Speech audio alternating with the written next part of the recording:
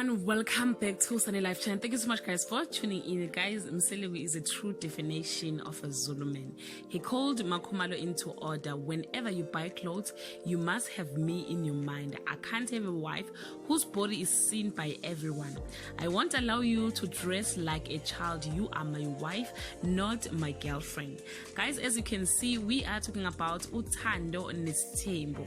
It was actually not a good day for Makhumalo. On the previous episode, she was called into order in front of everyone. Mseleku and his wives had outing, and the plan was to go out hiking and playing other games as the family. They normally do that to create bond among Mseleku's children so that they can understand they are one big family.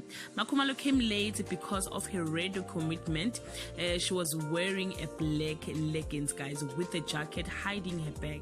But that was not enough, as Mseleku shouted her in front of the kids and the other wives. Makhumalo felt humiliated and her day was wasted.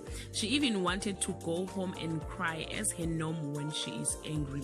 This is the outfit, guys, in question. Please share your thoughts on the comment section. Was Mseleku wrong by doing that to Makhumalo? Thank you so much, guys, for watching this video. See you on my next upload. Bye.